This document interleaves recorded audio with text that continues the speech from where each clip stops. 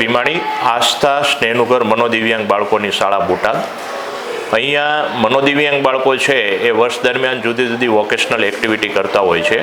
હાલમાં રક્ષાબંધનનો તહેવાર આવી રહ્યો છે, તો મનોદિવ્યાંગ બાળકોએ રાખડી બનાવે છે અને આ રાખડીનું બોટાદ શહેરની જુદી જુદી શાળા કોલેજો અને જુદી જુદી સંસ્થાઓ તથા સોસાયટીઓમાં તેનું વેચાણ કરવામાં આવે છે। રાખડીનું જે વેચાણ છે એનાથી બાળકોને પ્રોત્સાહન મળે છે અને એના દ્વારા જે કંઈ ઇન્કમ થાય છે એ સંસ્થાની પ્રવૃત્તિમાં વપરાતી હોય છે। અહીંયા હાલ 45 મનોદિવ્યાંગ બાળકો તાલીમ લઈ રહ્યા છે અને તેઓને સવારે 10 વાગે અહીંયા આવે છે અને સાંજે 4 વાગ્યા સુધી તાલીમ ચાલે છે। તેઓના ભોજન અને તાલીમ, શિક્ષણ, સ્ટેશનરી આ તમામ સુવિધાઓ સંસ્થા તરફથી તેમને વિનામૂલ્યે આપવામાં। આ સંસ્થા બોટાદમાં 2005માં સંસ્થાનું પાયો નખાણો, ત્યાર પછી 2023માં સ્નેહનું ઘર નામનું એક આ સુંદર બિલ્ડિંગ બન્યું, જેમાં આધુનિક સુવિધાઓ સાથે તમામ પ્રકારની ટેકનોલોજી સાથેની તાલીમ કેન્દ્ર શરૂ કરવામાં આવ્યું।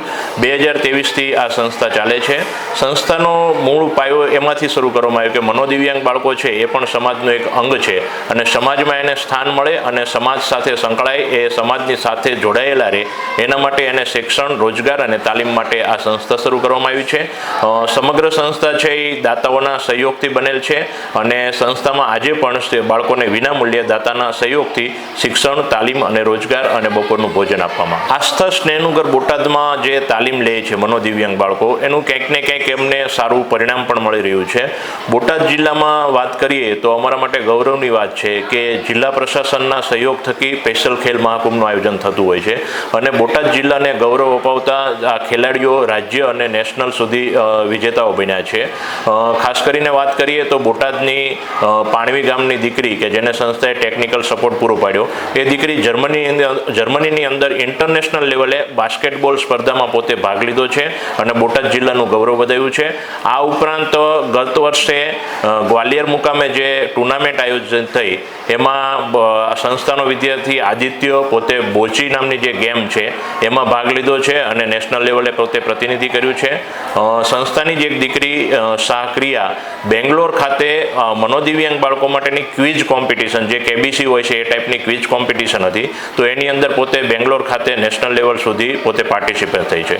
આ તમામ કામગીરીની અંદર બોટાદ જિલ્લા સમાજ સુરક્ષા કચેરી, બોટાદ જિલ્લા કલેક્ટર કચેરી અને જિલ્લાની જુદી જુદી વહીવટી કચેરીઓ છે એનો પણ અમને બહુ સહયોગ મળતો હોય છે અને આ સહયોગ થકી તે સંસ્થાના જે દિવ્યાંગ બાળકોની તાલીમ છે એ ઉજળી થઈ રહી છે। સંસ્થામાં સવારે 10 વાગે બાળકો આવે છે, આવીને સૌપ્રથમ પ્રાર્થના કરે છે, ત્યાર પછી એમના વર્ગમાં જે વિભાજન કર્યું છે એ મુજબ 5 વર્ગની અંદર વહેંચાઈ જાય છે।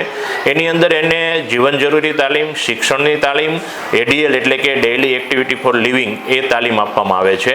શિક્ષણમાં એને 0 થી 9ની ઓળખ, સામાન્ય અક્ષર જ્ઞાન આ શીખવવામાં આવે છે। પોતાનું નામ, ગામનું નામ એ પોતે મૌખિક કરી લે, કદાચ પૂરેપૂરું સમજે નહીં પણ કોઈ ને લખીને બતાવી શકે એ પ્રકારની એને તાલીમ આપવામાં આવે છે, જેથી કરી એ બહાર ક્યાંય ભૂલો પડ્યો હોય તો એનું પોતે ઓળખ આપી શકે। ઉપરાંત એને એડીએલ એટલે કે ડેઇલી એક્ટિવિટી, સવારે જાગ્યાથી લઈ અને રાત્રે સૂવી ત્યાં સુધીમાં જે જીવન જરૂરી ક્રિયા હોય છે, જાગવું, પછી નાહવું, તૈયાર થવું, કપડાં પહેરવા, કપડાને સંકેલવા, મૂકવા, આ બધી જ પ્રકારની તાલીમ એને આપવામાં આવે છે। રોડ પર કઈ રીતના રસ્તો પ્રસાર કરવો, કોઈ કચેરી આપણે કોઈ જગ્યાએ જવું હોય તો આપણે સાહેબ સાથે કેવી રીતના મુલાકાત કરવી, આ પણ એને શીખવવામાં આવે છે અને આના થકી પોતાનું જીવન એ સ્વતંત્ર રીતે જીવી શકે એ અમારો ધ્યેય છે।